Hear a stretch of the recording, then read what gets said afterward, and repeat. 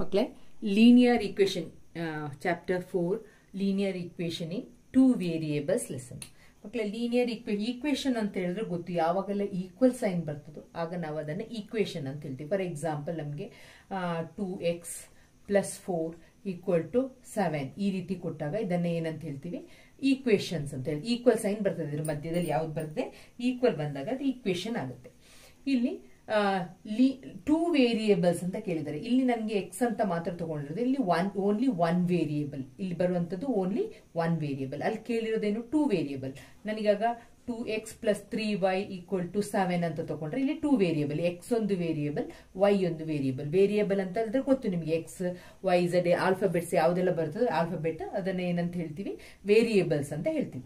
Variables ಅಂತ ಹೇಳಿದ್ರೆ ಗೊತ್ತು ನಿಮಗೆ, ಆಲ್ಫಾಬೆಟ್ಸ್ ಯಾವ್ದು ಬೇಕಾದ್ರೂ ಬರ್ಕೋಬಹುದು ನಿಮ್ಗೆ, dash dash dash. Okay, 2 variable ಇರ್ಬೇಕಂತೆ.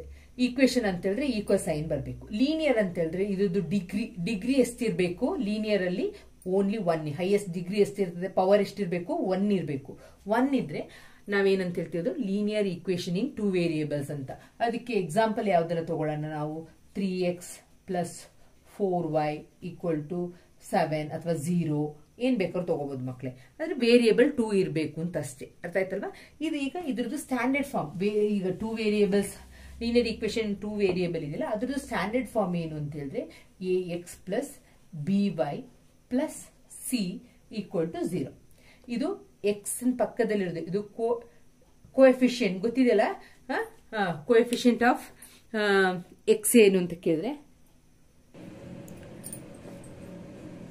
2x + 3y + 7 = 0 ಅಂದ್ರೆ ಇಲ್ಲಿ ಎ ಪ್ಲೇಸ್ ಅಲ್ಲಿ ನಮ್ಗೆ ಗೊತ್ತು, ಎಕ್ಸ್ ಪಕ್ಕ ಏನಿದೆಯೋ ಅದನ್ನ ಎ ಅಂತ ಹೇಳಿದ್ರೆ ಇಲ್ಲಿ 2 ಅಂತ ಹೇಳ್ತೀರಾ, ಬಿ ಅಂತ ಹೇಳಿದ್ರೆ 3, ಸಿ ವ್ಯಾಲ್ಯೂ ಎಷ್ಟು ಅಂತ ಕೇಳಿದ್ರೆ 7. ತುಂಬಾ ಈಸಿ ಇದೆ. ಫಸ್ಟ್ ಮೇನ್ ಅಲ್ಲಿ ಫಸ್ಟ್ ಚಾಪ್ಟರ್ ಅಲ್ಲಿ 4.1 ಅಲ್ಲಿ ಸೇಮ್ ಇದೇ ಪ್ರಾಬ್ಲಮ್ಸ್ ಇದೆ. ನಾವೀಗ 4.1 ಎಕ್ಸರ್ಸೈಸ್ ಅನ್ನ ಮಾಡಿದ್ರು. ಕೋಎಫಿಷಿಯಂಟ್ ಎಷ್ಟು ಅಂತ ನೀವು ಕಲ್ತಿದ್ದೀರಾ ಫಸ್ಟ್ ಅಲ್ವಾ, ಪಾಲಿನಾಮಿಯಲ್ಸ್ ಅಲ್ಲಿ ಕಲ್ತಿದ್ದೀರಾ. ಆಗ ನಿಮ್ಗೆ ಏನ್ ದೊಡ್ಡ ಕಷ್ಟ ಆಗಲ್ಲ. ಈ ಪಾಠ ತುಂಬಾ ಈಸಿ ಇರುವಂತಹ ಪಾಠ, chapter 4. First one, the cost of a notebook is twice the cost of a pen.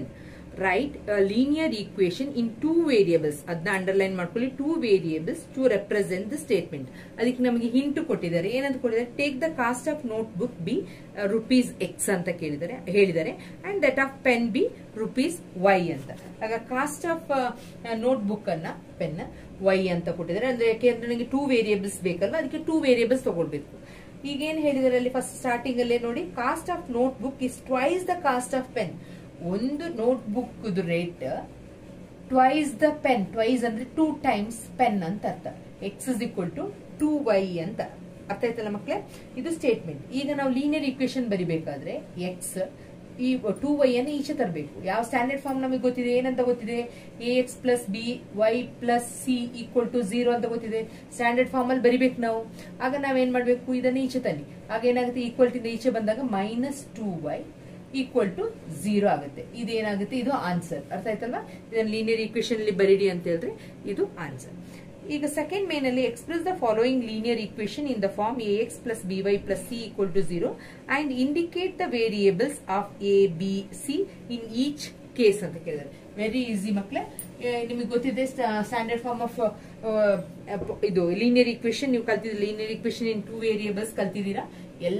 ಎಲ್ಲಾ ಪ್ರಾಬ್ಲಮ್ ಅನ್ನು ನೀವು ಯಾವ್ದಕ್ಕೆ ಕಂಪೇರ್ ಮಾಡಬೇಕಾಗುತ್ತೆ, ax + by + c = 0.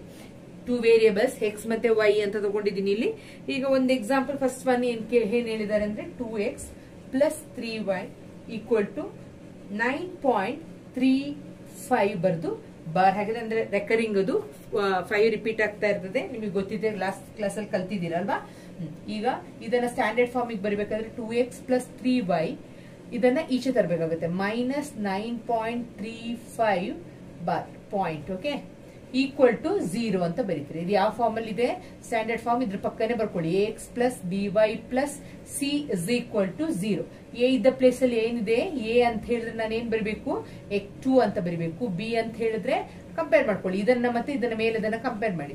ಬಿ ಇದ್ದ ಪ್ಲೇಸ್ ಅಲ್ಲಿ 3 ಅಂತ ಬರೀಬೇಕು. ಸಿ ಅಂತ ಹೇಳಿದ್ರೆ ಇಲ್ಲಿ ಸೈನ್ ಚಿಹ್ನೆ ನೋಡ್ಬೇಕು, ಸೈನ್ ನೋಡ್ಕೊಳ್ಬೇಕು. ಸೊ -9.35 ಬಾರ್ ಅಂತ ಹಾಕಿದ್ರೆ ಆಯ್ತು.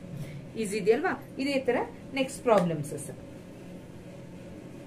ಇದನ್ನ ಸ್ಟ್ಯಾಂಡರ್ಡ್ ಫಾರ್ಮ್ ಅಲ್ಲಿ ಬರೀತೀನಿ ಅಂತ ಹೇಳಿದ್ರೆ first x minus 1/5 y minus 10 equal to 0 ಅಂತ ಬರ್ಕೊಳ್ಳಿ ಮಕ್ಕಳೇ. ಆಮೇಲೆ ax plus by plus c equal to 0. ಇಲ್ಲಿ ವ್ಯಾಲ್ಯೂ ಏನು ಇಲ್ಲ ಅಂತ ಹೇಳಿದ್ರೆ ಏನಂತ ಅರ್ಥ, 1 ಅಂತ ಅರ್ಥ. ಓಕೆ, b ಅಂತ ಹೇಳಿದ್ರೆ ಮೈನಸ್ 1/5, c ಅಂತ ಹೇಳಿದ್ರೆ ಮೈನಸ್ c ಇದ್ದ ಪ್ಲೇಸ್ ಅಲ್ಲಿ ಮೈನಸ್ 10. ಓಕೆ, ಕಾನ್ಸ್ಟೆಂಟ್ ಮೈನಸ್ 10 ಆಗುತ್ತೆ. Minus 2x plus 3y equal to 6 ಅಂತ ಬಂದಿದೆ. ನಾವು ಸ್ಟ್ಯಾಂಡರ್ಡ್ ಫಾರ್ಮ್ ಅಲ್ಲಿ ಬರಬೇಕು. 2x plus 3y minus 6 is equal to 0. ಆಗ ನಮ್ಗೆ ಯಾವ ಫಾರ್ಮಿಗೆ ಬಂತು, ax plus by plus c equal to 0. a value ಆಗ ಎಷ್ಟಾಗುತ್ತೆ, ಮೈನಸ್ 2 ಆಗುತ್ತೆ. b ವ್ಯಾಲ್ಯೂ ಬಂದು 3 ಆಗುತ್ತೆ. c ವ್ಯಾಲ್ಯೂ ಬಂದು ಮೈನಸ್ 6. ನೀವು ಕೋಎಫಿಷಿಯಂಟ್ ಕಲ್ತಿದ್ದೀರಾ. Is equal to 3y. So x minus ತಗೊಳ್ಬೇಕು ಈ ಕಡೆಗೆ, 3y is equal to 0. So for standard form ax plus by plus c equal to 0. a ಅಂತ ಹೇಳಿದ್ರೆ ಇಲ್ಲಿದು ಏನ್ ನಂಬರ್ ಇಲ್ಲ ಅಂತ ಹೇಳಿದ್ರೆ ಏನಂತ ಬರಿಬೇಕು, 1 ಅಂತ ಬರಿಬೇಕು. b ಅಂತ ಹೇಳಿದ್ರೆ ಮೈನಸ್ 3. ಸಿ ವ್ಯಾಲ್ಯೂ ಏನು ಇಲ್ಲ, ಸಿ ಕೊಟ್ಟಿಲ್ಲ. ಆಗ ನಮ್ಗೆ ಸಿ ಅನ್ನ ನಾವ್ ಏನಂತ ತಗೊಳ್ತೀವಿ, 0 ಅಂತ ತಗೊಳ್ತೀವಿ. ನೆಕ್ಸ್ಟ್ ಪ್ರಾಬ್ಲಮ್ ಅಲ್ಲಿ 2x is equal to minus 5y ಅಂತ ಕೊಟ್ಟಿದ್ದಾರೆ. ಆಗ ನಾವು ಸ್ಟ್ಯಾಂಡರ್ಡ್ ಫಾರ್ಮಿಗೆ ತರಬೇಕಾದ್ರೆ 2x ಮೈನಸ್ 5 ಇದ್ದು ಈಚೆ ಬಂದಾಗ plus 5y is equal to 0. ನಾವು ಸ್ಟ್ಯಾಂಡರ್ಡ್ ಫಾರ್ಮ್ ಎಲ್ಲಾ ಪ್ರಾಬ್ಲಮ್ಗೂ ಬರ್ಕೊಳ್ಬೇಕಾಗುತ್ತೆ.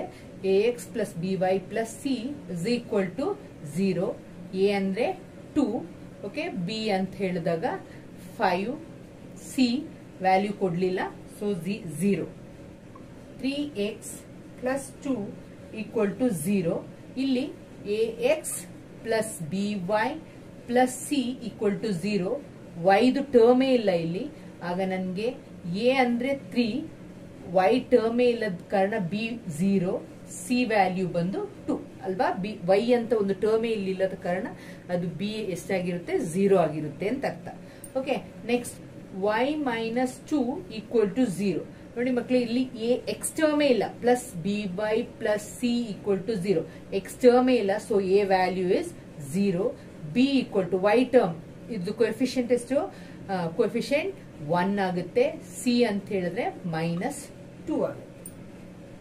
Next one, last one, 5 is equal to 2x. So 2x ಇದನ್ನ ಆಚೆ ತನ್ನಿ, ಮೈನಸ್ 5 is equal to 0.